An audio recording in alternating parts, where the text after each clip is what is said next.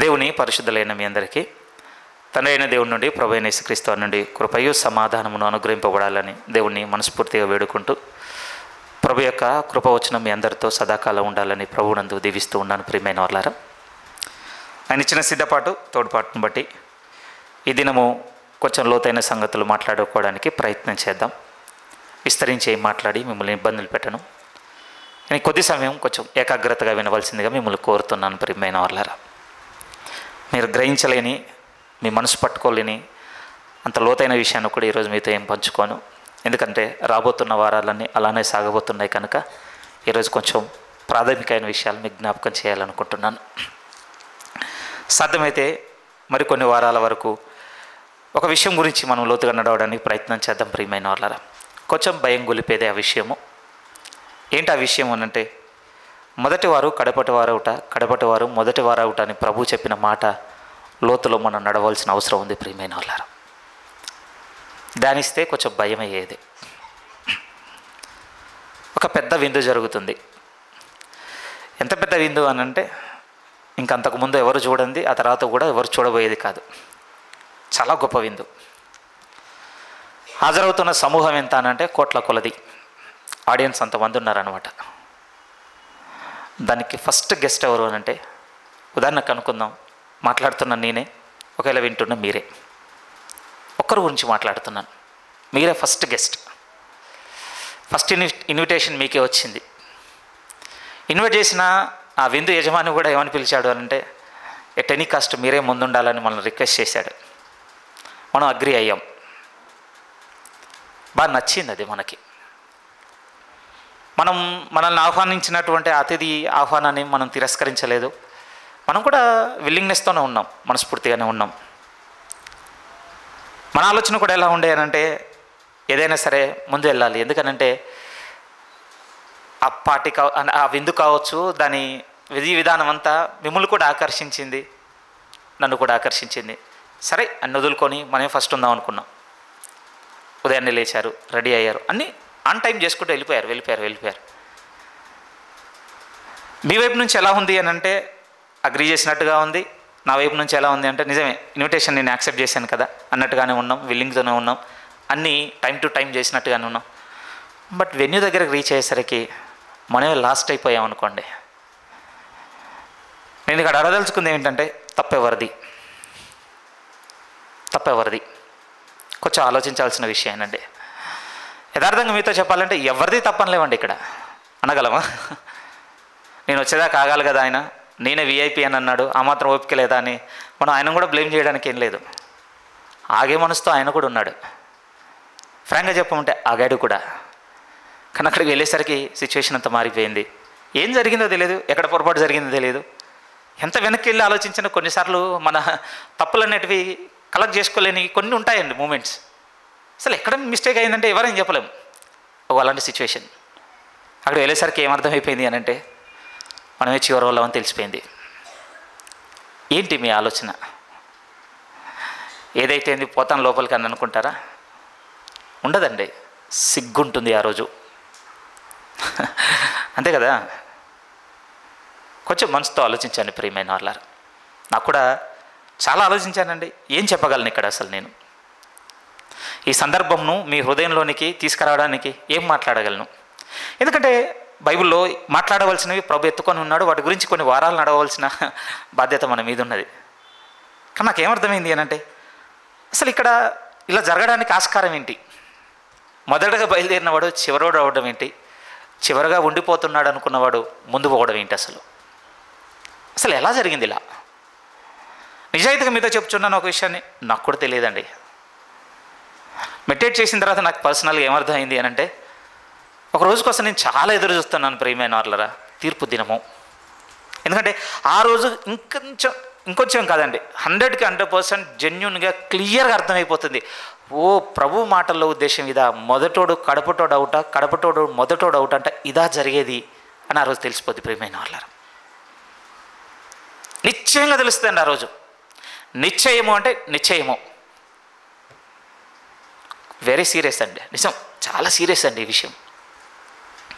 చాలా అంటే చాలా. నాకు చాలా బాధ కలిగింది కూడా ప్రియమైన వాళ్ళరా.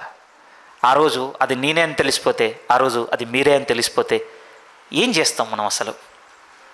తొందరపడి ఈరోజు నేను కూడా ఈ మీదని అంటే డిక్లేర్ చేయటం లేదు. ఏమని అని అంటే ఇక ఈ కడపటోడు ఎప్పటికీ కూడా ఇక పరలోకం వెళ్ళడని డిక్లేర్ చేయటం లేదు ప్రియమైన వాళ్ళారా.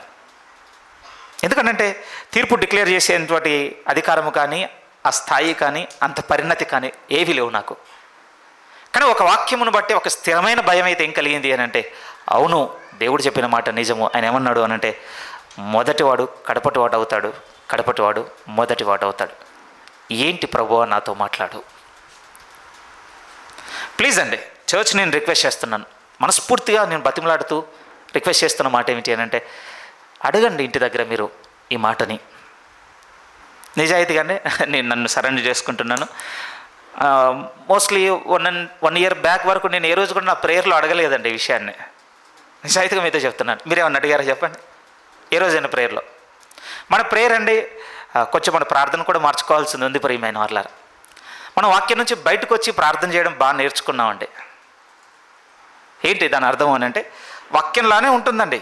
ఎవరైనా మన ప్రేయర్ విన్నారనుకోండి, ఈవెన్ నాకు మైక్ ఇచ్చి ప్రేయర్ చేయమన్నా ఎలా ఉంటుంది అంటే, రైట్ ఈ బ్రదర్ అకార్డింగ్ టు బైబుల్ ప్రార్థన చేస్తున్నాడు అన్నట్టుగానే ఉంటుంది. కానీ మనసు పెట్టి ఆలోచిస్తే ప్రియమైన వాళ్ళారా, మన అభిప్రాయాలను, మన ఆలోచనలను, మనం కోరుకునే వాటిని వాక్యానుకూలమైనట్టుగా మార్చి ప్రార్థన చేయగలుగుతున్నాం తప్ప వాక్యంతో ప్రార్థన మనం చేయటం లేదు. విమర్శ ఏం లేదండి, అంత చాలా నడవాలి మనం ప్రభుతో. మొదటగా మీ మనసులో పెట్టాలనుకుంటుంది ఏంటంటే, ఇప్పటి నుంచి అడగండి ప్రియమైన వాళ్ళ, ప్రభు నువ్వు ఈ మాట పలికావు, నేను చదివాను పరిశుద్ధ గ్రంథంలో, నాకేం అర్థం కాలేదు ఆ రోజు, ఇప్పుడు కూడా ఏం అర్థం కాలేదు. కానీ నేనేమడుగుతున్నానంటే, నాకు చెప్పు, ఎందుకు మీరు ఆ మాట అన్నారు? ఆ మాట నా జీవితంలో ఎక్కడ ఏ విధంగా నన్ను చూపిస్తుందో నాకు నేర్పించు. బైబిల్ చదివినప్పుడు ఇది అలవాటు చేసుకుందాం ప్రియమైన వాళ్ళ. కొన్ని అడగండి అండి, నిజం చాలా మాట్లాడతాడండి దేవుడు. ఏదో ఒక రూపైన మన దగ్గరికి ఆయన సమాచారం తీసుకొస్తాడు విశ్వాసం ఉంచినట్లయితే. సో నేను మిమ్మల్ని రిక్వెస్ట్ చేసుకునేది, ఎంత కిందికి దిగైనా రిక్వెస్ట్ చేస్తున్నాను అంటే, ఇది అడగండి ప్లీజ్. ఎందుకంటే మన ప్రయత్నం చిన్నది కాదండి. ఈరోజు ఏం తిరస్కరిస్తాను చెప్పండి? మీరు ప్రభు దగ్గరకు వచ్చిన మీ ప్రయత్నాన్ని నేను ఏ విధంగా తిరస్కరించగలను? వదులుకున్న ఉన్నవండి ఉన్నాయి, లేవని నేను అనటం లేదు. సమర్పించినవి కూడా ఉన్నాయి ప్రియమైన వాళ్ళరా, మీరే సమర్పించటం లేదనటం లేదు. సాక్రిఫైజెస్ ఉన్నాయండి, అర్పణలు ఉన్నాయి, ఇందులో దుఃఖాలు ఉన్నాయి, అవమానాలు ఉన్నాయి, మనల్ని మనం బాధ పెట్టుకున్నవి ఉన్నాయి. అలా చేయకుండా ఉండాల్సిందని మనోవిచారం చెందిన దినాలు ఉన్నాయి. చిన్నేం కావు కదండి. ఎవరిని తిరస్కరిస్తాను చెప్పండి ఇక్కడ నిలబడి?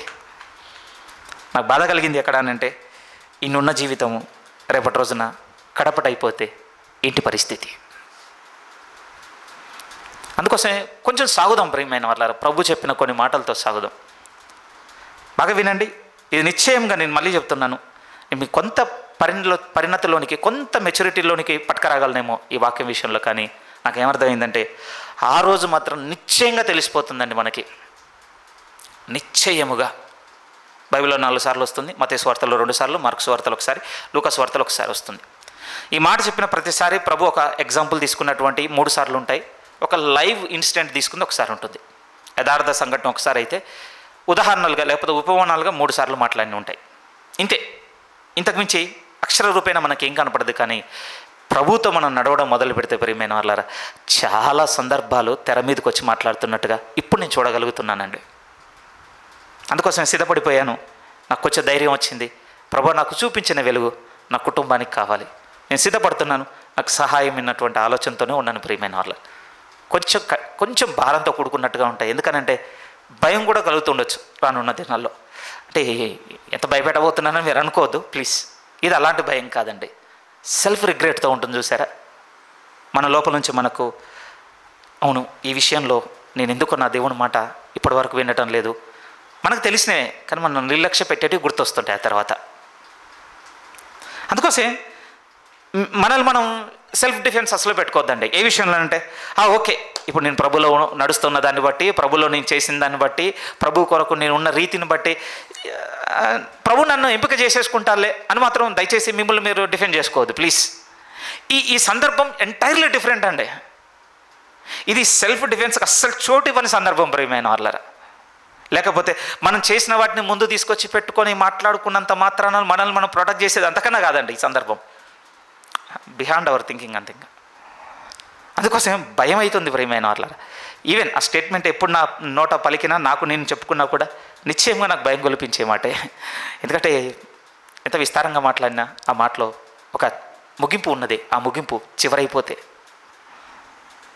ఏం జరుగుతుందో మనకు తెలియదు. అందుకోసం ఆ రోజు ప్రియమైన వాళ్ళు, ఆ రోజు ఇప్పటివరకు మనల్ని ప్రొటెక్ట్ చేస్తున్నటువంటి తెలివితేటలు ఆ రోజు మనల్ని కాపాడలేవండి. మన ఆస్తిపాస్తులు మనల్ని కాపాడలేవు.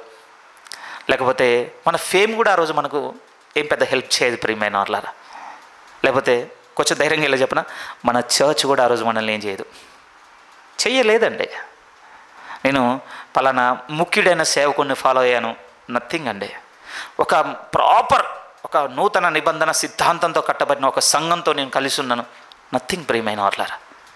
అందుకోసం ఈ మాట వీటన్నిటి మీద వచ్చి నిలబడేదండి, వీటన్నిటి మీద. అందుకోసమే ప్రార్థన కలిగి ఉందాం. అసలు ఈరోజు మీతో ఏం పంచుకోవాలనుకున్నానంటే ఈ కొద్ది సమయము, అసలు మొదటి స్థితిలో ఉన్నటువంటి ఆ సంతోషంను మనం ఈరోజు టెస్ట్ చేద్దాం ప్రియమైన వాళ్ళారా. ఫస్ట్ నాకు ఏమనిపించింది అంటే, ఎక్కడ జరుగుతుంది పొరపాటు, ఎక్కడ జరుగుతుంది? మీతో స్టార్టింగ్లో చెప్పిన ఎగ్జాంపుల్ కానీ ఆలోచిస్తే, ఆన్ టైంకి నిద్ర లేచాము, రెడీ అయ్యాము, మనల్ని మనం ప్రిపేర్ చేసుకున్నాం, ఆన్ టైంకే వెళ్తున్నాం అనుకున్నాం కదా, మరి ఎట్లా మిస్ అయింది అని అంటే ఎంత ఆలోచించినా అంటే నాకు ఒక పదమే తడుతుంది. ఆ ఒక్క పదం ఏమిటి అంటే సమ్వేర్ అండి. ఎక్కడో అక్కడ మనం చూపించినటువంటి నిర్లక్ష్యం తప్ప ఇంకేం ఉండదండి అక్కడ. మీరు ఏం చెప్పగలుగుతారు చెప్పండి? ఎక్కడో అక్కడ మనం చూపించిన కొంచెపు నిర్లక్ష్యానికి ఉన్న స్వభావాన్ని కూడా ప్రియమైన వాళ్ళారా ఇలా పోల్చొచ్చేట పాదరసంతో. కష్టం అండి. ఎందుకు దాంతో అంటున్నాను? పట్టుకోవడానికి ప్రయత్నం చేయగలుగుతారా? జారిపోతుంది. ఎందుకు ఆ మాట అంటున్నాను తెలుసా? మనం ఈ ఏరియాలో నిర్లక్ష్యంగా ఉన్నాం, ఈ ఏరియాలో నువ్వు నిర్లక్ష్యంగా ఉన్నావు, నేను మీకు ఏదైనా పాయింట్ చేశాను అనుకోండి, మీలో ఉన్న నాలో ఉన్నటువంటి మన సొంత జీవితం లేకపోతే స్వార్థమైన జీవితం ఏం చెప్తుంది అని అంటే ఆ జారిపోయే గుణాన్నే చూపిస్తుందండి. అందుకోసం నిర్లక్ష్యం తప్ప ఇక్కడ ఏది ఫిట్ అవ్వదు ప్రియమైన వాళ్ళ. సరే, అంత దూరం ఎందుకు, నిజాయితీగానే చెప్తాను, ఎవరు అన్యదా భావించకూడదు. ఎవరికేమీ లేట్గా రావాలని నేను లేదండి చర్చ్కి. తొందరగానే లేస్తున్నాం, తొందరగానే రెడీ అవుతున్నాం, తొందరగానే బయలుదేరుతున్నాం, తొందరగానే వస్తున్నాం. కానీ వచ్చేసరికి ఏమవుతుందో మనకు తెలుసు. ఏమండి, నెగిటివ్ సెన్స్తో చెప్తలేదు, హార్ట్ఫుల్గా నిజాయితీగా మనస్ఫూర్తిగా మీకున్న మనసుతోనే మాట్లాడుతున్నాను. నిజమే ప్రియమైన వాళ్ళారా. ఈరోజు దేవుని కోసం ఒక చక్కగా పాడి ఆయనను ఒక మధురమైన గానంతో ఆయనను స్తుతించాలని మనకు బయలుదేరి అంటే ఆలోచన ఉన్నప్పుడు అదే ఉంటుందండి, సాంగ్ చూసుకున్నప్పుడు అదే ఉంటుంది, ఇక్కడికి ఆహ్వానించినప్పుడు అదే ఉంటుంది, పాడినప్పుడు అదే ఉంటుంది. కానీ ముగింపుకి వచ్చేసరికి మనకు తెలిసిపోతుంది ప్రియమైన వాళ్ళారా. మీరు ఏ ఆస్పెక్ట్ అయినా పెట్టండి, చర్చ్ ఎల్డర్ దగ్గర నుంచి నేను చివర కూర్చున్నటువంటి మనిషి వరకు మాట్లాడతాను. మన ఆలోచనలో ఎవ్వరం కూడా అన్యాయంతోనూ విరోధంగానూ ప్రవర్తించాలని లేం ప్రియమైన వాళ్ళారా. బట్ నాకేమర్థం అవుతుందంటే ఎక్కడ మిస్ అయ్యాను నేను కూడా కొన్ని సర్మన్స్ ఇంటికి వెళ్ళి మళ్ళీ వింటుంటే నాకే నవ్వు వస్తుందండి. నవ్వు వచ్చేది ఎక్కడంటే నేను ప్రిపేర్ అయింది వేరు కదా, అసలు నా నోట్స్ ఇంత ప్రాపర్గా రాసుకున్నాను, ఎక్కడ మిస్టేక్ చేశాను, ఇవన్నీ ఎట్లా మర్చిపోయాను ఈ విషయాలన్నీ. అప్పుడు నాకు అర్థమవుతుంది, ఓకే సమ్ ఏరియా అది నాకు తెలియదు, ఒక నిర్లక్ష్యం నాలో కూడా ఏమో మేబీ అంటే నెగిటివ్ నెగ్లిజెన్స్తో పాటుగా కొన్నిసార్లు పాజిటివ్ నెగ్లిజెన్స్ కూడా ఉంటుందేమో అనిపిస్తుందండి. అలాంటి ఆస్పెక్ట్ కూడా కనపడుతుందేమో అనిపిస్తుంది కొన్నిసార్లు. ఫస్ట్ మీ మనసులో ఏం పెట్టాలనుకుంటాను, ఒక చిన్న నిర్లక్ష్యం అండి, దానికి ఆనవాళ్ళు నాకు తెలియదు, దాని హద్దులు పట్టుకోవడం కూడా నాకు తెలియటం లేదు, కానీ ముగింపు మాత్రం ఎంత తారుమారు చేస్తుంది ప్రతి ఒక్కరిలో అంటే అమ్మో ఆలోచిస్తే భయమేది ప్రియమైన వాళ్ళారా. ఇలాంటి ఫీలింగ్ ఎప్పుడు మీకు కలగటం లేదా? ఎందుకు ఇలా జరుగుతుంది మాటికి అని? దాని పరిష్కారం కావాలి ప్రియమైన వాళ్ళారు. సో ఫస్ట్ ఏమనుకుంటున్నాను అంటే ఈ విషయంలో అసలు మొదటి స్థితిలో ఉన్నటువంటి ఆ మాధుర్యం అనుకోండి, లేకపోతే ఆ మొదటి స్థితికి ఉన్నటువంటి ఆ పరిమళత్వం మనం కొంచెం చూడగలగాలండి. మేబీ అది మొదలు పెడితేనైనా కొంచెం నిర్లక్ష్యంతో ఉండే వైఖరి తగ్గుతుందని నాకు అనిపిస్తుంది. ఎక్స్ట్రీమ్ అంటే ఒక ఉన్నతమైన సహాయం మనకు కావాల్సి వచ్చింది అనుకోండి, దేవుని ప్రేయర్ చేసే విధానం వేరుంటుంది అన్నప్పుడు. అందరిలో ఉన్న తత్వం ఇది. కానీ అలవాటుగా చేసే ప్రార్థనలో అంత స్థిరత్వం ఉండదు ప్రియమైన వాళ్ళారా. ఎందుకు అయి ఉండొచ్చు? పాజిటివ్ నెగ్లిజెన్స్ లేండి, అంతే కదా. అంతకుమించి ఏమంటాను చెప్పండి నేను అక్కడ కొంచెం అదే స్వభావం. అందుకోసం ఈరోజు కొంచెం ఆ మొదటి స్థితిలో ఉన్నదాన్ని మనం చూద్దాం ప్రియమైన వాళ్ళారు. దానికన్నా ముందు కొంచెం హెచ్చరిక కలిగే మాటను ముందు చదవాలనుకుంటున్నాను మీ వినికిల్లో. ఒకసారి యోహాను మొదటి పత్రికలోనికి మీరు వస్తే యోహాను మొదటి పత్రిక 2వ అధ్యాయము. భక్తుడైన యోహాను గారు ఆయన రాస్తున్నారు అంటే 2 ఆలోచనలు మనకు ఉండాలి. మొదటి ఆలోచన ఏమిటంటే ప్రభువు ప్రేమించిన శిష్యుడైన. రెండో ఆలోచన ఏమిటి అంటే ఆ ప్రభుతో 95 ఏళ్ళ వయసు వచ్చేంత వరకు నడిచిన అనుభవం ఉంది ఆయనకు. ఇలా చెప్తుండొచ్చేమో, అపోస్తులు చూసిన దూరం కంటే ఎక్కువ దూరం చూసిన అనుభవం ఆయనది, అంతే చెప్పాలి కదండి. అపోస్తులు చూసిన అంటే ఎందుకంటే వాళ్ళు ఈయనకంటే ఎర్లీగా చనిపోయారు. ఎవరు కూడా 60 క్రాస్ చేసినట్టుగా పెద్దగా ఎవిడెన్స్ ఏం లేదు ప్రేమైన వాళ్ళు. 60 లోపే అనుకుందాం, హార్డ్లీ ఉంటే 65 లోపు. ఇంకొక 30 ఏళ్ళు దూరం ఎక్కువ చూసిన అనుభవం అయినది, నాణ్యత ఎక్కువ చూసిన అనుభవం అయినది. నిజం ప్రియమైన వాళ్ళ అలాంటి భక్తుడు నిలబడి మాట్లాడుతున్నాడు అని అంటే మన మైండ్ అంతా మారి చూడాలండి. ఎందుకంటే వాళ్ళందరూ చెప్పి వదిలేసిన అంటే పొడి పరిచయాన్ని విపరీతంగా ఎలాబరేట్ చేసి రాసింది ఎవరు అంటే యోహాను గారే. అదే దేవుడు ప్రేమ అన్న విషయం ప్రియమైన వాళ్ళ.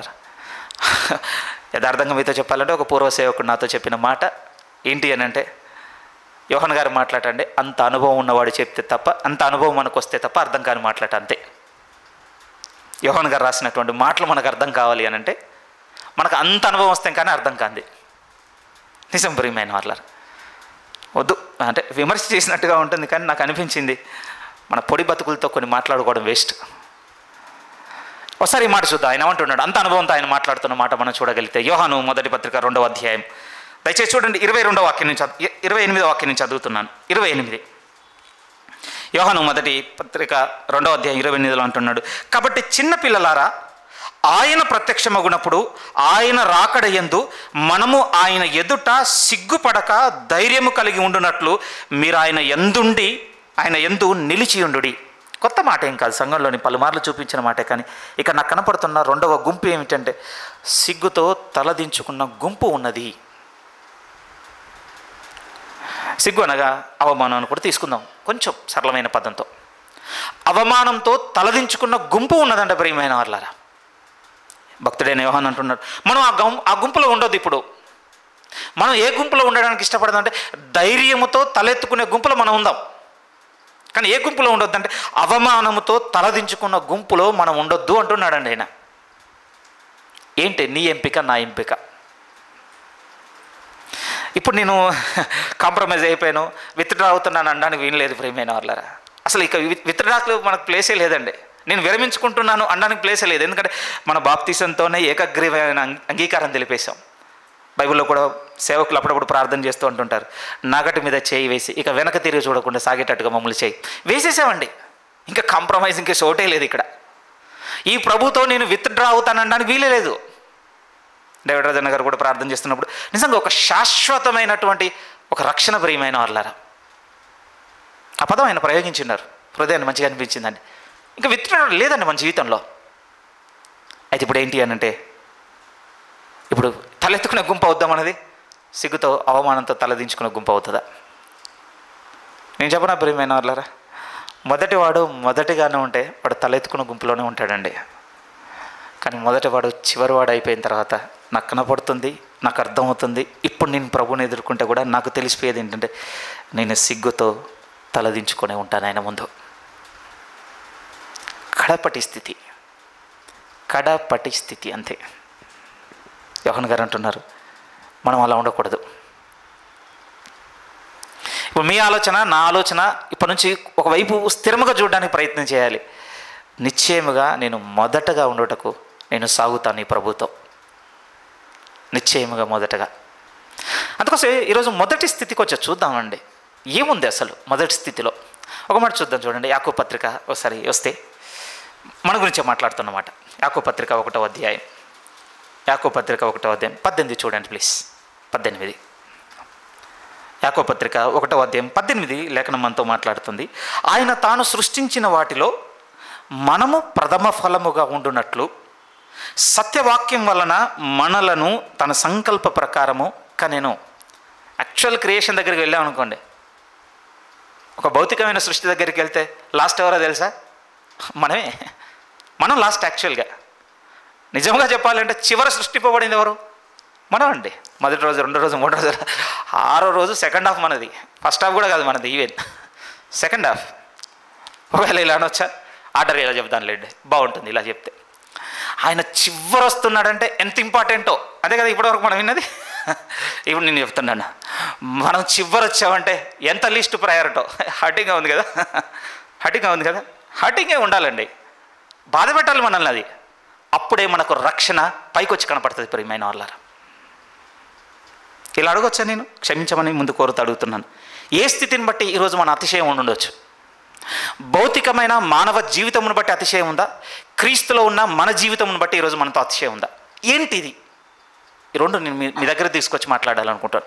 నాకు కూడా అవమానం కలిగిన రోజులు ఉన్నాయండి. సిగ్గుతో ఇక్కడ నుంచి వెళ్ళిపోతే బాగుండని అనిపించిన సందర్భాలు చాలా ఉన్నాయి. బంధువుల మధ్యకి వెళ్తే ఉన్నాయి. అందుకని బహుశా అటు వెళ్ళాలంటే కూడా చాలా కష్టమైపోయి వెళ్ళడం మానేస్తున్న దినాలు ఇవి నా జీవితంలోదే. నిజమేనండి. ఏం చేస్తున్నావు, ఏంటి, మ్యారేజ్ ఏంటి, ఇల్లు ఏంటి, ఏమైనా సంపాదించారా? అవమానమేనండి, అవమానం ఒప్పుకుంటాను. ప్రియమైన వాళ్ళారా, మనం నోరు తెరిచి కూడా మాట్లాడలేని చోటండి అది, అంతే కదా. స్థిరాస్తుల గురించి అడుగుతుంటే కొద్దిసేపు ఆ గుంపును పక్కబెట్టి మీతో నేను మాట్లాడాలనుకుంటున్నాను. నా ప్రశ్నలో మీరు నన్ను కూడా వేస్తున్నట్టుగానే ఉన్న ప్రశ్న ఏంటి అని అంటే, ఈరోజు మన అతిశయం ఏంటి? దేని యందు అత్యధికమైన ఆనందంతో ఉల్లసిస్తున్నాం మనం? దేని యందు? ఎందుకంటే ఏమంటే 6వ రోజు 2వ భాగంలో పుట్టిన దాంతో అతిశయపడుతున్నామా? లేకపోతే తాను సృష్టించిన వాటిలో ప్రథమ ఫలముగా ఉండినట్లు ఇగో ఇప్పుడట మనల్ని మళ్ళీ కన్నాడట, దీంట్లో అతిశయపడుతున్నామా? ఈరోజు మన అతిశయానికి గుర్తేంటి? ఇక్కడ యాకోబు గారు చిన్న మాట ఏమనటం లేదండి, మనము ప్రథమ ఫలముగా ఉండునట్లు. మీతో అన్నట్టుగా ఫస్ట్ ఇన్విటేషన్లో, లేకపోతే ఆ ఇన్విటేషన్లో ఫస్ట్ పర్సన్ మనమే. ప్రియమైన వాళ్ళారా, ఇండివిజువల్గానే మాట్లాడుతున్నానండి. కొద్దిసేపు గుంపును కూడా పక్క నెట్టేస్తున్నాను. వ్యక్తిగతంగా మీరు దేవుడు నేను దేవుడు అన్నట్టుగానే మాట్లాడుతున్నాను. ఈరోజు మనం ప్రథమం అండి దేవుని ముందు. ప్రథమము ఎలా ఎంపిక చేయాలో నాకు తెలియటం లేదు. ప్రియమైన వాళ్ళారా, మేబీ కొన్ని అంటే సరిపోల్చలేనటువంటి ఉపమానాలు చెప్తే సరిపోతుందేమో, ఇంకా అంతకుమించి ఇంకేం లేదు ఇక్కడ. ఇది మన దేశంలో ఉన్నటువంటి పెద్ద పదవిలో ఉన్నటువంటి పిఎం ఇన్విటేషన్ మనకు వచ్చుడు లాంటిదా? ఏ విధంగా చెప్తాం మనకు అర్థమవుతుందా? వాటి స్థాయి. దేవుడు అంటున్నాడు, ఇప్పుడు నువ్వు ప్రథమ ఫలముగా ఉండినట్లు నేను నిన్ను కని ఉన్నాను. క్రీస్తులో ఉండే, మరి ఎందులో కాదు, సత్యవాక్యం వలన అన్నాడు. మళ్ళీ సరి చదువు. ఆయన తాను సృష్టించిన వాటిలో మనము ప్రథమ ఫలముగా ఉండున్నట్లు సత్యవాక్యం వలన మనలను తన సంకల్ప ప్రకారము కన్నెను.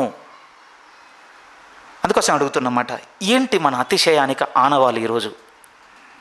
ఏమంటే అవి అతిశయం ఇవ్వవని నేను చెప్పను. ప్రియమైన వాళ్ళారా, మన ఆస్తిపాస్తులు, మన సౌందర్యము, మీరు మంచిగా ఉండే స్థితి, మీ మంచి జీతం కలిగినటువంటి ఉద్యోగము, అవి మాకు అతిశయాన్ని ఇవ్వమని నేనేం చెప్పడం లేదండి. ఇస్తాయి, ఇవ్వకపోతేనే తప్పు. ఇంకా ఇవ్వాలి కూడా, వాస్తవానికి ఇవ్వాలి, నిశ్చయంగా ఇవ్వాలి ప్రియమైన వాళ్ళారా. కానీ క్రైస్తవుడు వాటికి బందీ కాకూడదు. ఇక్కడ మనం ఆలోచించవలసిన మాట అది. అవి అస్సలే ఉండవు, వాటిని చంపేయాలి నేను చెప్పలేనండి. అన్ప్రాక్టికల్ థింగ్స్ అవన్నీ. అది బలపడదు. అవి ఉంటాయి, నిశ్చయంగా ఉంటాయి ప్రియమైన. కానీ నేను చెప్పాలనుకుంటున్న మాట ఏంటంటే, ఇప్పుడు క్రైస్తవుడు వీటిలో కాదు కదా అతిశయించవలసింది. మొదటి స్థితికి వెళ్ళిపోవాలి ప్రియమైన వాళ్ళారు. మనం ఎప్పుడు మొదటి స్థితిలో నిలబడాలంతే. ఇంకా నాకు నా మొదటి స్థితి నా ఫస్ట్ ప్రయారిటీ. ఇంకా నా జీవితంలో స్కాటర్ అవ్వటం లేదండి. అక్కడి నుంచి మనం గ్రాడ్యువల్గా అవుతున్నాం. అక్కడి నుంచి నెమ్మదిగా స్కాటర్ అవ్వడం మొదలుపెట్టాం ప్రియమైన వాళ్ళ. ఏమో కొన్ని సందర్భాలు మనం మర్చిపోయాం. ఎందుకంటే మన జ్ఞాపకాల్లో ఎరైజ్ అయిపోయాం. సిద్ధపరి స్థలంలో కూడా మళ్ళీ బాప్తిస్మాలు అనగానే తీసుకునే వారిలో ఒక నిశ్శబ్దం చూస్తున్నాను. తీసుకునే వారిలో విడవకుండా దేవుని దగ్గరకు వచ్చి ప్రార్థన చేసుకోవడం చూస్తున్నాను. ఎందుకంటే ఏదో ఒక పోరాటం ఉందండి వాళ్ళ మైండ్లో. ఆ పోరాటం నుంచి నేను డిపార్ట్ అయ్యి చాలా దూరం వెళ్ళిపోయాను మానసికంగా. ఇప్పుడు ఆ స్థితి నుంచి మనం దూరం వెళ్ళిపోయాం. నేను క్రీస్తులో బాప్తీసం తీసుకున్నాను అన్నటువంటి విషయం నుంచి చాలా దూరం డిపార్ట్ అయిపోయామండి తెలియకుండానే. మీతో అన్నాను కదా, ఒక పాజిటివ్ నెగ్లిజెన్స్ అండి, అది కూడా ఉందంటే ఉందండి. అలాంటి స్థితి కూడా వచ్చేసింది. ఒక మంచి అంటే ఎలాంటి తప్పు లేనటువంటి ఒక నిర్లక్ష్యం, అది మన మనలోనికి వచ్చేసింది. అక్కడి నుంచి స్కాటర్ అవ్వడం మొదలుపెట్టి ఆలోచనలు మారిపోయాయండి. బాగా తప్పుగా ఆలోచిస్తామని అన్నట్టు నేను అన్నాను. కానీ ఎందుకు ఆ మొదటి స్థితిలో ఉన్న వ్యక్తిగా ఆలోచించటం లేదు మనం. అది నా కళ్ళకు కంటిన్యూగా కనపడుతుందండి. ఓకే, ఇప్పుడు మీరు పట్టుకోకపోవచ్చు, కొద్ది వారాలు నడుద్దాంలేండి మనం. నేను చెప్పాలనుకుంటున్న విషయాలు అవి. కానీ పరిశుద్ధ లేఖనం మనతో మాట్లాడుతూ ఉంటుంది. ఏమంటుందంటే లేఖనం, మనము ప్రథమ ఫలముగా ఉండినట్లు, మొదటి స్థితి అండి మనది. దేవుడు మనల్ని పిలుచుకున్న రక్షణలో మనల్ని ఏ స్థితిలో నిలబెట్టి ఉన్నాడంటే మొదటి స్థితిలో. చిన్నవి ఆఫర్ చేయలేదండి మనకు, చిన్నవి కాదు ప్రియమైన వాళ్ళారు మనకు ఆఫర్ చేసినవి. ఒకసారి హెబ్రీయులకు రాసిన పత్రికలోనికి మీరు వస్తే ఆ పదాలు చదువుతుంటే ఆశ్చర్యం అనిపిస్తుందండి. ఏంటి ఇవన్నీ నేను పొందుకున్నానా, మీరు పొందుకున్నారని ఆశ్చర్యం గొలిపేటువంటి పదాలు అవి. హెబ్రీయులకు రాసినటువంటి పత్రిక కొంచెం వెనక దిత్తేనే వస్తుంది కదా, 6వ అధ్యాయం. హెబ్రీయులకు రాసినటువంటి పత్రిక 6వ అధ్యాయం 3 నుంచి నేరుగా 4 చదివేద్దాం. ముందుగా 4 అంటున్నాడు, ఒక్కసారి వెలిగింపబడి. మనం వెలిగింపబడ్డామండి, అవునంటుంది లేఖనం. చూడండి, మీరు చూస్తున్నారా పదాన్ని, వెలిగింపబడి. ఏంటి ఎక్స్ప్లెయిన్ చేసుకుందాం కానీ ఒకసారి చదువుదాం. ఎందుకంటే పదాలు ఇవి మనలో జరిగాయా అని ఆశ్చర్యం అనిపిస్తుందండి. ఈ పత్రికకు వచ్చి ఎప్పుడు చదువుకున్నా కూడా. ఒకసారి వెలిగింపబడి పరలోక సంబంధమైన వరమును రుచి చూచి పరిశుద్ధాత్మలో పాలివారై దేవుని దివ్యవాక్యమును రాబో యుగ సంబంధమైన శక్తుల ప్రభావమును, ఇది ప్రియమైన వాళ్ళారా తల తిప్పేటువంటి మాట, అనుభవించి. సరే, సెకండ్ పార్ట్ నేను దాన్ని ప్రొలాంగ్ చేయడం లేదు, అది వేరే సెన్స్లో ఉంది. కానీ ముందు పదాలు మీరు చూస్తాను, అనుభవించి. అవునా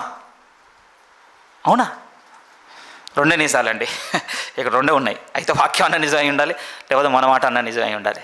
మన మాట ఏం చెప్తుందో తెలుసా, అన్సర్టనిటీ, ఖచ్చితత్వం లేదండి, డైలమా. కానీ పరిశుద్ధ లేఖనం ఏముంటుందో తెలుసా, అనుభవించి అంటుంది. ఈ రెండింటి మధ్య కొట్టుకోవాలండి మనం ఇప్పుడు. నిజం, ఈ రెండింటి మధ్య ఇప్పుడు తెగిపోవాలి మన ఆలోచన. ఏది రైట్ ఇక్కడ? సరే అండి, ఆత్మ సంబంధంగా మనం సరెండర్ అయ్యేటువంటి మనసుంది కనుక మీరు నేను అంగీకరిస్తాం, రైట్, వాక్యమే రైట్ అంటాం, ఒప్పుకుంటానండి నేను కూడా మీతో. అయితే రెండవ మాట ఏముందండి ఇప్పుడు, ఏవి ఇవన్నీ మనలో, వీటి ఆనవాళ్ళు ఎక్కడ, వీటి జాడలు ఎక్కడ? ఏదో ఊరికే చదివేసి వదిలేసిన పదాలు కాదు ప్రియమైన వాళ్ళారా. ఒకసారి వెలిగింపబడి పరలోక సంబంధమైన వరమును రుచి చూచి పరిశుద్ధాత్మలో పాలివారై రాబోవు యుగ సంబంధమైన శక్తుల ప్రభావమును అనుభవించిన తరువాత. ఇదండి మొదటి స్థితిలో దేవుడు మనకు ఆఫర్ చేసినటువంటి ఏ పదాలు అనుకుంటారు మీరు అక్కడ? వాటిని వెలిగింపబడ్డాం ప్రియమైన వాళ్ళారా. వెలుగు ఒక స్వభావం ఉన్నదండి. వెలుగుకున్న స్వభావం ఏంటి అంటే, నిశ్చయంగా ఒక సెషన్ మొత్తం మాట్లాడుకుంటూ వచ్చేవారు మళ్ళీ. ఎందుకంటే మన దేవుడు వెలుగై ఉన్నాడు, ఆయన ఆరాధించేవారు, ఆయన పోలి ఉందరు వస్తుంది ఖచ్చితంగా. వెలుగుకున్న స్వభావం ఏంటంటే, ఒక్కసారి వెలుగు వచ్చింది అని అంటే ఎక్కడ దానికి చోటు ఉండదు అని అంటే, ఒకదానికి చీకటికి చోటు ఉండదు ప్రియమైన వాళ్ళారా. పెట్టగలరా మీరు రెండింటిని ఒకే దగ్గర? నాకు తెలిసి బహుశా పెడితే దేవుడే పెట్టగలడు, మనిషి అయితే పెట్టలేడు. వెలుగును చీకటిని రెండింటిని కలిపి ఒకే బాక్స్లో నేను బంధించాను. ఇగో చూడండి, ఇదేమి ఫ్రంట్ ఒకటి బ్యాక్ ఒకటి ఏం కాదు ప్రియమైన వాళ్ళారా. మన గురించి మాట్లాడుతున్నమాట. మొదటి స్థితిలో ఒక క్వాలిటీ ఏం చెప్తున్నాడంటే, వెలిగింపబడ్డామటండి. మనం వెలిగింపబడ్డాము. నొచ్చుకోకుండా మిమ్మల్ని అడగాలి ఈ మాట, ఎందుకు ఆ మొదటి స్థితి మనలో లేదు? ఇప్పుడు మీలో లేదనుకోండి, నేను ధైర్యం చేసి అనటం లేదండి, మనలో ఎందుకు లేదు? కడపటికి జారుతున్న ఆనవాళ్ళు కనపడటం లేదా? కడపటికి జారుతున్న ఆనవాళ్ళు. All of sudden and government ఒక అనౌన్స్మెంట్ ఇచ్చింది. ఏమని అనౌన్స్మెంట్ ఇచ్చిందంటే, కేవలం 100 మందికి మాత్రమే. ఆ మధ్య మా ఊర్లో కూడా స్టార్ట్ అయిందండి, బహుశా మీ దగ్గర కూడా వచ్చి ఉంటుంది. ప్రతి కమ్యూనిటీ వర్గానికి, ప్రతి కమ్యూనిటీలో 100 మందికి లక్ష రూపాయలు ఆఫర్ చేస్తున్నాను ఒక టాక్ వచ్చిందండి. ఫస్ట్ ఎవరైతే ఇగో ఈ క్యాస్ట్లో ఇంత, ఈ క్యాస్ట్లో ఉన్నాయి కదా కేటగిరీస్, ఇన్ని తెగలలో ఎవరైతే ఫస్ట్ 100 పీపుల్ ఎన్రోల్ చేసుకుంటారో వాళ్ళకి గవర్నమెంట్ ఇన్వెస్ట్మెంట్ కింద లేకపోతే సబ్సిడీ కింద, మీరు ఏ పదాన్ని పెట్టుకుని నాకు తెలియదు ఆ పదం సంగతి ఏంటో, కానీ ఏం చెప్పింది అని అంటే 1,00,000 ప్రభుత్వం ఇచ్చేస్తుంది. సో ఎవరైతే ముందు ఎన్రోల్ చేసుకుంటారో వాళ్ళదే అనగానే, మా నాన్న మామూలుగా కాదండి. అప్పుడు పోయి రాయండి. మా నాన్న ఏంది, మనందరం అదే కాదంటారా? అస్సలు ఈరోజు ప్రభుత్వానికి ఏదో మనసు వచ్చేసింది, ఆఫర్ చేసేసింది. ₹1,00,00,000 ఇస్తారట ఇన్వెస్ట్మెంట్కి.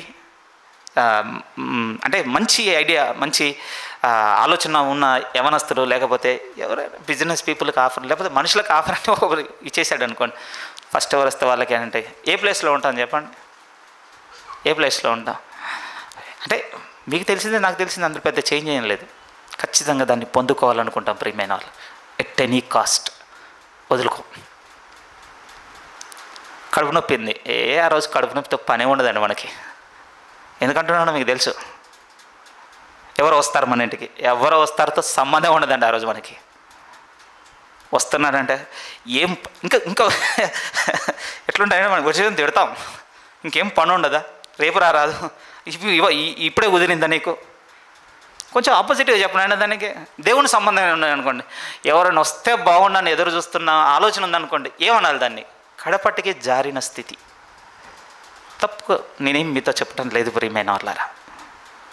నాకు భయం కలుగుతున్న విషయం ఏంటి అని అంటే, ఏవో కొన్ని సందర్భాలు ఉన్నాయి, ఆ కొన్ని సందర్భాల్లో ఉన్నటువంటి ఆ మాట, సో దాని గురించి పెద్దగా నేను సీరియస్గా తీసుకోవద్దు, అక్కడికక్కడికే సంబంధించేటటువంటి నెట్టుకుంటూ సాగానండి. అవి ఉపమానాల్లో ఉన్నాయి కనుక ప్రభు అలానే అంటాడు, అవి ఏంటో అని నెట్టుకుంటూ పోయాను. కానీ కొంచెం దగ్గరగా తెచ్చుకొని నా బ్రతుకును నేను వాక్యంతో పరిశీలించుకుంటే నాకు ఏమర్థం అవుతుంది అని అంటే, ఇంత తొందరగా జారుకుంటూ వెళ్ళిపోతున్నాను ఏంటి కడపటి స్థితికి. లేట్ అయిపోతే లాస్ట్ నుంచి ఫస్ట్ నేనే ఉంటాను అగ్రి చేస్తే. ఇక్కడ పోరాటం లేదు కదండి, ఇక్కడ ఎవరం పోరాటం లేదు. పోరాడాలి ప్రియమైన వాళ్ళరా. దీనికి అడ్డుగా వస్తున్న వాటిని తిరస్కరించేంత పోరాడాలి. మనం ఒకటి ఇస్తుంది అనగానే దానికి అడ్డొచ్చేటువంటి అనారోగ్యాన్నో, దానికి అడ్డొచ్చేటువంటి డేట్స్నో, దానికి అడ్డొచ్చేటువంటి ఫంక్షన్స్ను, దానికి అడ్డొచ్చే రిలేటివ్స్ను, దానికి అడ్డొచ్చే XYZ అన్నిటిని ఎట్లయితే ఫోర్స్తో పుష్ చేయగలుగుతున్నామో, నష్టమేం కాదండి అది. ఒకవేళ నష్టం ఉందనుకోండి, మనం అనుకుంటాం అక్కడ వచ్చేదాంతో పోలిస్తే ఈ నష్టమా, సరే దాంతో దీన్ని రీటాలీ చేసుకుంటాను, పర్వాలేదు, నో ప్రాబ్లం. నష్టపోలేదంటే నష్టపోయామండి, నష్టం పోలేదని నేనేమన్నాను. ఒకవేళ ఇలా అనుకుంటున్నా, ఆ రోజు మా నాన్న మమ్మల్ని ఫోర్స్ చేసినప్పుడు వినలేదు, నిజంగానే రేపన్న రోజున గవర్నమెంట్ ముందుకొచ్చి నిజంగా ఇచ్చి ఉండొచ్చేమో ఆ 100 మందికి లక్ష నష్టపోలేదంటే నష్టపోతానండి. కానీ ఆ నష్టపోవడానికి ఒక నిర్ణయం తీసుకొని మనం దాన్ని రిజెక్ట్ చేస్తానికి ఒక రీజన్ ఉంటుంది చూసారా, ఆ రీజన్ మనకు వాల్యుబుల్ అయి ఉండాలి ప్రియమైన వాళ్ళారా. అది మొదటి స్థితికి గుర్తండి. ఇలా టాలీ చేసుకున్నప్పుడు నాకు ఏమనిపించింది అని అంటే, వదులుకున్న శాతం ఎంత నాలో. పూర్వము ఆఫ్టర్ కరోనా మీతో చెప్పుండొచ్చు, అప్పుడప్పుడు నన్ను బాగా తగిలినటువంటి ఒక సేవకుని మాట. ఆయన ఏమన్నాడు అని అంటే, నీ ప్రార్థనను బట్టి కాదు, నువ్వు దేవుని కోసం వాక్యం చెప్పే విధానాన్ని బట్టి కాదు, లేకపోతే నువ్వు ఇచ్చేదాన్ని బట్టి కూడా, అంటే ఈ ప్రయారిటీస్ని బట్టి నేను అంచనా వేయలేను. నువ్వు దేవునికి నిజమైనటువంటి ఒక బిడ్డగా, లేకపోతే నువ్వు ఒక విశ్వాసిగా ఉన్నావని నేను దేన్ని బట్టి నేను ఒక నిర్ధారణకు వస్తానంటే, నీ అర్పణ ఏంటో నాకు చెప్పు. నీ సాక్రిఫైజెస్, గివింగ్కి మించిందండి సాక్రిఫైజ్ అనేది, అంతే కదా. గివింగ్ జరుగుతుంది ఏంటో ఉన్న దాంట్లో ప్రియమైన వాళ్ళు. కానీ అర్పణ ఎలాంటిదో తెలుసా, మనకు ఉన్నదంతా అడుగేటువంటి స్టేట్లో ఉంటుంది. దాన్ని బట్టి నేను డిసైడ్ చేస్తాను. అది చెప్పన్నప్పుడు అది బాగా తగిలిందండి. రీకలెక్ట్ చేసుకుంటే ఎన్ని ఉన్నాయి నాలో. మేబీ ఆయన చెప్పే సమయానికి నథింగ్, 0. నేను మాట్లాడుతుంది అర్పణ స్థాయికి సంబంధించిన వాటిని గురించి. ఇవ్వటం, చేయటం, అవి ఒక నార్మాలిటీస్ అని అందరం ఫాలో అయిపోతున్నామండి. దానికి నేనేం అగెన్స్ట్ కాదు. కానీ నాకేమర్థమైంది అని అంటే, మొదటి స్థితి ఛాయలేవి, ఆ మొదటి స్థితి ఆనవాళ్ళు ఎక్కడ. పోనీ ఇది చాలా చిన్నది, దీన్ని రిజెక్ట్ చేస్తాను, దీనికంటే నాకు భౌతిక సంబంధమైన చాలా ప్రయారిటీస్ ఉన్నాయి, అవే వాల్యూతో కూడుకొని ఉన్నవి. అమ్మో నీకు తెలియదు అసలు ఈ సండే అసలు ఎంత పెద్ద ఇంపార్టెంట్ ఉండేనో, లేకపోతే ఎంత వచ్చేది ఉండేనో, లేకపోతే అనుకుందాం ఒక బిజినెస్ ఉంటే నాకు ఎంత బిజినెస్ అయ్యేదన్న మాట తీసుకోండి, లేకపోతే ఒక ఆఫీస్ ఎంత పెద్ద మీటింగో తెలుసా ఇది అనే మాట తీసుకోండి, లేకపోతే మీ ఏరియాలో మీ వర్క్స్ అన్ని పెట్టుకోండి ప్రియమైన వాళ్ళ. ఎంత పెద్దది తెలుసా ఈ సండే ఇక్కడికి వచ్చి పోతే ఆ తర్వాత నాకు ఆ డే ఎంత నేను లాస్ అవుతుందన్న పాయింటే మనం మాట్లాడుకుంటే ప్రియమైన వాళ్ళరా. దేవుడు అంటున్నాడు, మొదటి స్థితికి ఆఫర్ చేసినవి ఎలాగున్నాయో తెలుసా, ఒకసారి వెలిగింపబడ్డాము. లోకంలో మీరు ఏం తీసుకొస్తారు చెప్పండి మనం వెలిగించేది? అసలు నేను వెలిగితే కదా అంటారా? అదే ఉంటుందండి. నేను మీతో అన్నాను కదా, అసలు ఇవి మనలో ఉన్నాయా అని ఆశ్చర్యగొలిపే పదాలు రాశాడండి ఇక్కడ భక్తుడు. చిన్న పదాలు కాదు ఆయన రాసింది. నిజం ప్రియమైన వాళ్ళారు. అంటే ఈ మూలోపదేశములు మానే అనే పై మాట పట్టుకునేసరికి ఈ అధ్యాయంలోనికి రావడం మానేశానండి. ఒకప్పుడు నేను ఇది నాది కాదనుకున్నాను. ఇది నాది కాదనుకునేసరికి ఇందులో ఉన్నటువంటి ఒక లోతైన విషయాల పట్ల నాకు దేవుడు వెలుగివ్వక, ఈ వెలుగు నేను వెంబడించక నేను పెట్టుకున్న చీకటి అంతా ఇంత కాదు. ఒక పెద్ద మాట పైకి వచ్చి నాతో ఏం మాట్లాడుతుందంటే, కరుణాకర్, ప్రథమ ఫలముగా ఉండినట్టు సత్యవాక్యం వల్ల నేను దేవుడు కన్నాడు కదా, కన్నప్పుడు నీకు ఆఫర్ చేసింది ఏంటో తెలుసా, నిన్ను వెలిగించాడయ్యా. నాతో ఒకరోజు ఈ వాక్యం అలానే చూపించింది ప్రియమైన వారు. ఈరోజు నా నోటి ద్వారా మీకు అదే చూపిస్తుంది. ఏది ఆ వెలుగు? పోనీ ఆ క్వశ్చన్ కంటే రీకరెక్ట్ చేసుకుంటున్నాను. నేను రీకరెక్ట్ చేసుకుని అడుగుతుంది ఏంటంటే, ఇలాంటి వెలుగు లోకంలో ఏది ఇచ్చింది మనకు? నాకు ఎక్కడ వెలుగు లేదని మీరు అనుకోవద్దు ప్రియమైన వాళ్ళారా. ఒక్కసారి బయట జరుగుతున్న రీతికి మీ నుంచి మీరు ప్రవర్తిస్తున్న రీతిని కంపేర్ చేసుకుంటేనండి చేంజ్ ఉంది. అంటే ఆ చేంజ్కి రీజన్ ఎవరో తెలుసా? నిశ్చయంగా మీతో చెప్తున్నాను, దేవుడు. అంతే. ఒక క్రైస్తవుని కోణంతో మాట్లాడుతున్నమాట ఇది. మనకు మొదటగా దేవుడు ఆఫర్ చేసిన దాంట్లో మనల్ని వెలిగించానంటున్నాడు. రెండో మాట చదివినప్పుడు ఇంకా ఆశ్చర్యంగా ఉంటుందండి. ఆ మాట కూడా చదువుదాం. పరలోక సంబంధమైన వరమును రుచి చూచి. ఎవరో శిష్యులు చాలా ఇబ్బంది పడ్డారు. ఇబ్బంది ఏంటంటే వాళ్ళు కూడా దయాలు దోపడ్డాయండి. ఇబ్బంది పడ్డారని అంటావేంటి? చాలా ఆనందపడ్డారని బైబిల్లో ఉంది కదా. బైబిల్లో ఆనందపడ్డారని ఉంది ప్రియమైన వాళ్ళ. కానీ వాళ్ళని ఎంత ఇబ్బందిలోకి నెట్టిందంటే ఆ స్థితి, ప్రభు ఒక గద్దింపు ఇచ్చాడు. ఇవి మీకు లోబడుచున్నవని సంతోషింపక మీ పేర్లు పరలోకపు ముందు రాయబడి ఉన్నాయని సంతోషించండి. ఇబ్బంది కాదా చెప్పండి? ఇబ్బంది అండి, ఇబ్బంది. దేవుడిచ్చిన స్థితిలో నుంచి బయటికి పోయిన ఒక ఇబ్బందిలోనికి ఆ రోజు శిష్యులు కనపడ్డారండి. మేబీ మన జీవితంలో కూడా ఏదో ఒక ఏరియాలో శిష్యులు లాంటి వ్యక్తిత్వం మనలో కనపడుతుంటుంది. శిష్యులో ఉన్న వ్యక్తిత్వం ఏంటి? ఒక అథారిటీ. ఆ అథారిటీ వల్ల వాళ్ళకి ఇచ్చిన అధికారంను బట్టి వారు పొందుకున్నటువంటి ఒక అతిశయం ఉన్నది ఆ రోజు. ఆశ్చర్యమే. కానీ వాళ్ళకి ఇబ్బందుల్లోకి వెళ్ళిపోయారు. ఏంటి అంటే ఆ మొదటి స్థితి యొక్క ఫ్రూట్ నుంచి బయటకు వచ్చేసారండి. ఇలా నేను చెక్ చేసుకున్నప్పుడు ఎన్ నెంబర్ ఆఫ్ థింగ్స్ ఉన్నాయి నా లైఫ్లో.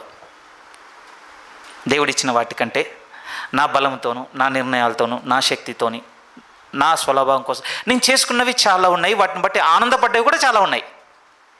అప్పుడు నాకు అర్థమైంది ఏంటి అంటే, మళ్ళీ నేను మరుస్తుంది అంటే పరలోక సంబంధమైన వరమును మరుస్తున్న స్థితి కనపడుతుంది. నేను లేని చెప్పలేదు. లూకాసు వార్త ప్లీజ్ 10లోకి రండి. 10లోకి వస్తే ఆ మాటలు కనపడుతుంటాయి ప్రియమైన వాళ్ళ. లూకాసు వార్త 10వ అధ్యాయము 17 నుంచి 20 వాక్యాలు అదే సందర్భం. అక్కడ కనపడే మాటల్లో ప్రభు మాట్లాడుతున్న మాట మనం ఇప్పుడు చదువుకోవాలి. లూకాసు వార్త 10వ అధ్యాయం 20 వాక్యం నేరుగా చదువుతున్నాను. ప్రభు అంటున్నాడు, అయినను దయ్యములు మీకు లోబడుచున్నవని సంతోషింపక. ఈ పదాన్ని నేను ఇలా రీప్లేస్ చేయనండి. ఏ విధంగా రీప్లేస్ చేస్తానంటే, అయినను భూ సంబంధంగా మీరు చాలా సంతోషకరమైన జీవితం బ్రతుకుతున్నారని సంతోషింపక, అయినను మీరు భూ సంబంధంగా ఒక మంచి ఉద్యోగంతో ఒక 5 ఫిగర్ శాలరీతో మీరు నెల నెల చక్కగా సంపాదిస్తున్నారని సంతోషింపక, అయినను మీరు మీకున్న ఆరోగ్యమును బట్టి సంతోషింపక, అయినను మీరు మీకున్న సౌందర్యమును బట్టి సంతోషింపక, అయినను మీరు మీకున్న ధనమును బట్టి సంతోషింపక. ఎందుకు వీటన్నిటిని దయ్యం దగ్గర రీప్లేస్ చేస్తున్నా అంటే, ఇవన్నీ ఈరోజు దేవుని దగ్గర నుంచి మనం దూరం చేస్తున్నామండి. పర్సనల్గా ఆలోచిస్తే ఏమనాలి చెప్పండి? నేను కూడా ఇష్టపడుతున్నానులేండి వాటిని. కానీ నాకేమర్థం అవుతుంది అంటే, ఈ ఇష్టం అధికమై ఆశగా మారి లోపరుచుకుందనుకో, నా చోటు ఏంటి అని అంటే దయ్యం ఉన్న చోటు. అంతే, అంతకుమించి ఏం మారదు కదా. మొదటి స్థితి దగ్గరికి పట్టుకోవడానికి ప్రయత్నం అండి. ఏమో ఒకసారి ఇలా అడుగుతాను ప్రియమైన వాళ్ళారు. ఎందుకంటే అప్పుడప్పుడు ఫోన్లో గ్యాలరీ అనే ఒక ఆప్షన్ ఉంటుంది. దాంట్లో ఓపెన్ చేయగానే మన పాత ఫోటోలన్నీ కనబడుతుంటాయి. చాలాసార్లు చూసుకొని ఆనందపడుతుంటాం కదండి. నాకు కూడా ఇష్టం. ఆనందానికి ఎవరం అతిథులం కాదు, మంచిదే. నాకేమనిపించింది అంటే, మన ఒక పిక్ చూసుకుంటున్నానండి నేను. కొంచెం నా ముఖం మీద చిరునవ్వు తెప్పించింది. అవునా, అరే మర్చిపోయాను, ఇది ఉంది కదా, అది గుర్తుకు రాగానే ఆనందం వచ్చిందండి. అప్పుడు నా హృదయంలో అనదర్ సైడ్ రింగ్ అయింది. నిజంగా అబద్ధం చెప్తలేదు మీతో. ఇప్పటి వరకు అండి నాకు 11 సంవత్సరాలు బాప్తీసం. ఈ 11 నెలల్లో నా బాప్తీసం రోజును బట్టి అంత చిరునవ్విన సందర్భం లేకపోయింది. మీరు కూడా లాస్ట్ టైం మీ బాప్తిస్మమును బట్టి మీరు సంతోషపడిన ఒక సందర్భం ఏమైనా ఉందా? విమర్శ కాదండి, మొదటి స్థితి ఎంత గొప్పదో చూపిస్తున్నాను. సరెండర్ అవ్వాల్సిందేనండి, మనందరం సరెండర్ అవ్వాల్సిందే. మీరు వెనక నుంచి ఆర్గ్యూ చేద్దాం, సైలెన్స్లో ఆర్గ్యుమెంట్ అండి, లేదు నా బాప్తిసం గుర్తొచ్చినప్పుడు నేను చాలా ఆనందపడతాను. నేను బిలీవ్ చేయనండి. ఎందుకు బిలీవ్ చేయమంటే నేను మీరు ఒకటే ప్రియమైన వాళ్ళారా, చేంజ్ ఎలా ఉంటుంది? చేంజ్ ఎలా ఉంటుంది? రోజు శిష్యులు అదే మాట్లాడుతున్నారండి. ప్రభు వాళ్ళని మనసును చూసినాడు, అవి లోబడుచున్నామని మీరు సంతోషింపక. అద్భుతమైన మాట ప్రియమైన వాళ్ళారా. ఆయన అన్నమాట మళ్ళీ నేను పేజ్ టర్న్ తీస్తాను. లూకాసు వార్త 10లోనికి రండి. సారీ, మొత్తం చదవలేదు కదా, చదివేస్తాను. లూకాసు వార్త 10:20 అంటున్నాడు, ఆయనను దయ్యములు మీకు లోబడుచున్నవని సంతోషింపక మీ పేరులు పరలోకమందు రాయబడి ఉన్నవని సంతోషించండి. బహుశా ఇలా చెప్పొచ్చా, ₹1,00,00,000 గవర్నమెంట్ ఆఫర్ చేసింది ఫస్ట్ 5 మెంబర్స్ కానంటే ఆ 5లో నా పేరుంది అని సంతోషం ఉంది చూసారా, అలాంటిది అన్నమాట ఇక్కడ. అంతేనండి, ఏమండి మామూలు విషయం ఉండదు. ఉదాహరణకు అనుకుందామండి, మీరు లాటరీ కొన్నారు, మామూలు లాటరీ కాదు అసలు, అది యూకే హిస్టరీలోనో లేకపోతే యూఎస్ హిస్టరీలో అంత పెద్ద లాటరీ లేదు. అలాంటిగా పేపర్లలో స్టేట్మెంట్లు 2,000 కోట్ల లాటరీ తగిలింది, అందులో మీ నెంబర్ వచ్చింది, మీ పేరు వచ్చింది. జస్ట్ ఇమాజిన్ అండి, మీరు పోయి దాన్ని క్లెయిమ్ చేసుకునే ఆ మిడ్ గ్యాప్ ఉంటుందో, వారమో 10 రోజులు నెల రోజులు ప్రాసెసింగ్ డ్యూరేషన్, ఆ డ్యూరేషన్ అంతా ఇంకెవరు ఆపుతారండి మనల్ని? మన ఆనందంతో బీపీ వచ్చి చచ్చిపోతామేమో. వేరు బిహాండ్ అవర్ లిమిట్స్. ఏంటి ఆ డబ్బు అసలు, ఏంటి నేను పొందుకోవడం, అసలు మూమెంట్ ఏంటి? అప్పుడు రీకలెక్ట్ చేసుకుంటుంటాం, అప్పుడు నా భార్య చెప్పుండకపోయింటే నేను కొనకపోయేవాడిని, ఇలాంటివి చదువుతాం కదండి పేపర్లో కూడా. మన కూడా ఒక లాటరీలో ఆయన అదే చెప్తున్నాడు, 2 కొన్నాడట, ఇక తగలవు కదా అని 2 ఫ్రెండ్స్కి ఇచ్చేద్దాం అనుకున్నాడట. ఎందుకో భార్య వచ్చిందట, భార్య వచ్చి ఇస్తే ఇది కానీ ఇది ఉంచుకో అన్నదట. భార్య ఏదైతే ఉంచుకోమని చెప్పిందో దానికే తగిలిందట అండి. అప్పుడు అనిపించింది, ఎన్నిసార్లు మెమరైజ్ చేసుకొని ఉండొచ్చు ఆ సందర్భాన్ని.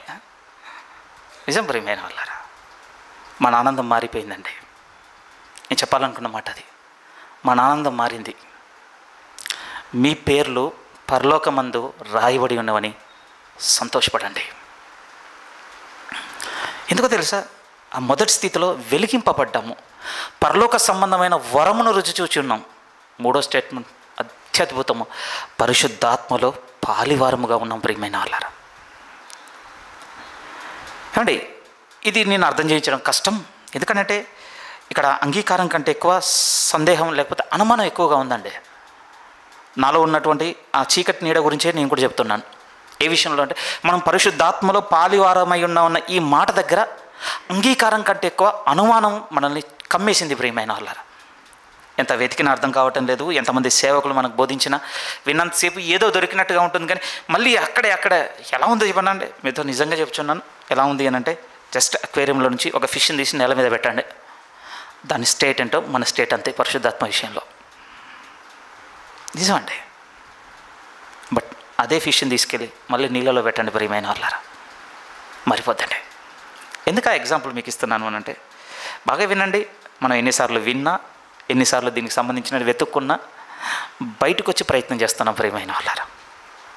బయటకు వచ్చి ఒక చేప నీళ్ళలో నుంచి బయటకు వచ్చి ప్రయత్నం చేస్తే ఏ విధంగానైతే ఉంటుందో అదే స్థితి అండి పరిశుద్ధాత్మ దేవుని వెలుగు విషయంలో.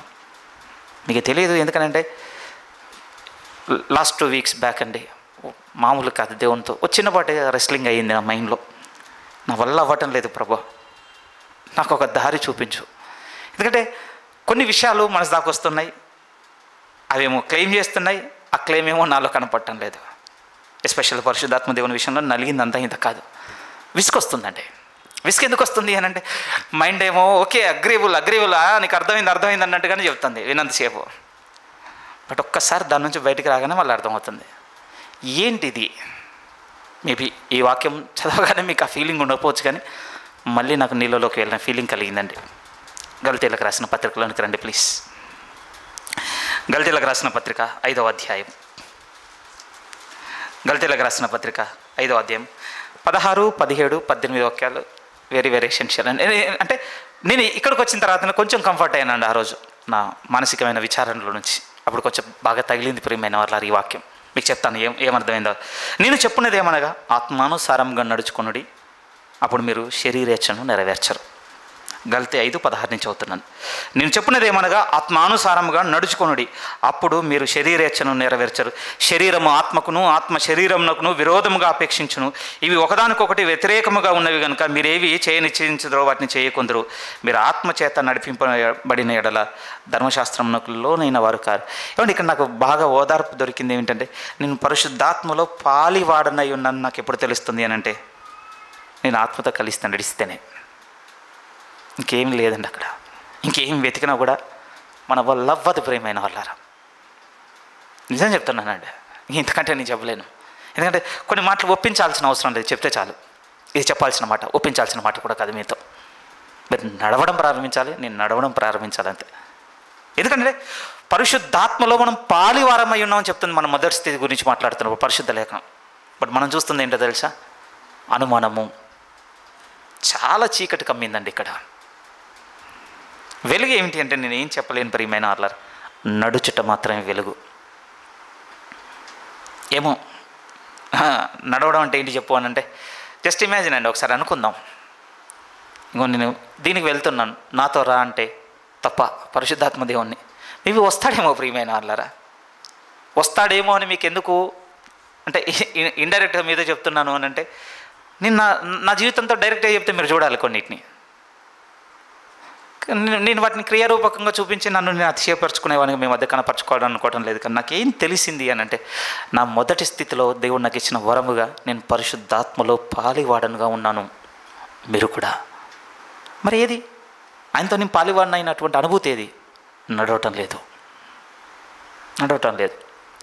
చీకటికి వెలుగు వ్యత్యాసం మనం తెలుసుకోగలం ప్రియమైన వాళ్ళారా, చీకటి గుణాన్ని బట్టి.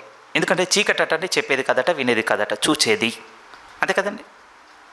సారీ, వెలుగు చూచేదండి, చెప్పేది కాదు, వినేది కాదు, చూచేది. చూచడం బట్టి వెలుగు స్వభావం మనకు అర్థమైపోయిందండి అంతే. నడుచుటను బట్టి పరిశుద్ధాత్మ దేవుని స్వభావం మనకు అర్థమైపోతుంది ప్రియమైన వాళ్ళు.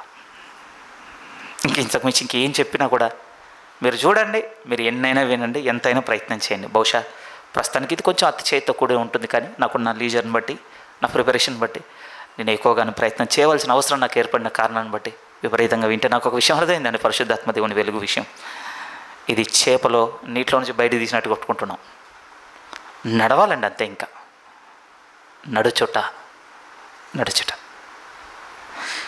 గురించి కూడా మళ్ళీ మీకు చెప్పవలసిన అవసరం లేదు. ఎందుకు అవసరం లేదంటున్నానంటే, మనమేం అమ్మగలాడుతున్న పిల్లలం కాదు. నడుచుటేంటో మనకు తెలుసు. మనకు 2 కాళ్ళు ఇచ్చాడు దేవుడు, ఆ 2 మనం నడుచుటకు వాడుతున్నాం. ఏ విధంగా నడుస్తున్నాం? ఒక అడుగు తర్వాత ఇంకొక అడుగు, ఒక అడుగు తర్వాత ఇంకొక అడుగు. నడకండి అది. There is no other way. ఇంకంతే. ఒకసారి మళ్ళీ హెబ్రీకి రండి ప్రియమైన వాళ్ళారా. ఈ మాటలు చదవాలని చాలా ఆశపడి ఉండండి ఈరోజు సంఘంలో. హెబ్రీ 6వ అధ్యాయము 4 నుంచి కొంచెం ముందుకు సాగుదాం. అలాగే ఊహించేస్తాను ఇంకొక 10 నిమిషాలు ప్రియమైన వాళ్ళారు. హెబ్రీలకు రాసిన పత్రిక 6వ అధ్యాయం 4 నుంచి, ఒకసారి వెలిగింపబడి పరలోక సంబంధమైన వరమును రుచి చూచి పరిశుద్ధాత్మలో పాలివారే దేవుని దివ్యవాక్యమును రాబోవు యుగ సంబంధమైన శక్తుల ప్రభావమును అనుభవించిన తర్వాత, ఈ రెండండి ఒకదాంతో ఒకటి కలిసి ఉన్నాయి ప్రియమైన వాళ్ళారా. అందుకే కలిసి కూడా రాస్తున్నాడు ఆయన. నో పుల్ స్టాప్స్, లేకపోతే నో కమస్. ఆ రెండింటి మధ్య ఒకటి వాక్యం అండి, రెండోది సంఘము. ప్లీజ్ ఈ రెండిట్లో నుంచి బయటకు వచ్చి ఈ 2 పదాలను ఎప్పటికీ అర్థం చేసుకోలేము. మళ్ళీ చదువుదాం చివరి స్టేట్మెంట్. ఆయన అంటున్నాడు, పరిశుద్ధాత్మలో పాలివారమై దేవుని దివ్యవాక్యమును రాబోవు యుగ సంబంధమైన శక్తుల ప్రభావమును అనుభవించిన తర్వాత. ఎక్కడండి? ఇంకా ఈ యుగమే నడుస్తుంది ఇక్కడ. ఇంకా ఈ యుగానికి అంతం కాలేదండి. ఈ యుగ సంబంధమైన దేవత ఇంకా అపవాది ఉన్నాడు. ఇంకా ఈ యుగమే నడుస్తుంది ప్రియమైన. ఇంకా రాబో యుగం రాలేదు, ప్రభు వస్తే తప్ప రాదు. మరి రాకముందే పరిశుద్ధాత్మ దేవుడు తన వాక్యంతో మీకు నాకు చాలా బలంగా చెబుతున్న సత్యం ఏమిటంటే, మొదటి స్థితిలో ఉన్నవాని గురించి చెప్తూ ఇప్పుడు రాబోవు యుగ సంబంధమైన శక్తుల ప్రభావమును అనుభవించిన వాడట. ఎక్కడ? చర్చ్ తప్ప ఇంకెక్కడ కూడా సెట్ అవ్వదండి. దేవుని దివ్యవాక్యము చేతిలో ఉన్న బైబుల్ అండి. బహుశా ఇది అక్షరాలలో 300 రూపాయల్లో లేకపోతే 1000 రూపాయల్లో చేతిలోనికి వచ్చేసరికి మన దృక్కోణం మారింది, మన పర్స్పెక్టివే మారిపోయిందండి బైబిల్ పట్ల. బైబిల్ పట్ల మన ఆలోచన మారిపోయింది ప్రియమైన వాళ్ళారా. ఉంచే ప్లేస్ కూడా మారిందండి, ఫిజికల్గా స్పిరిచువల్గా.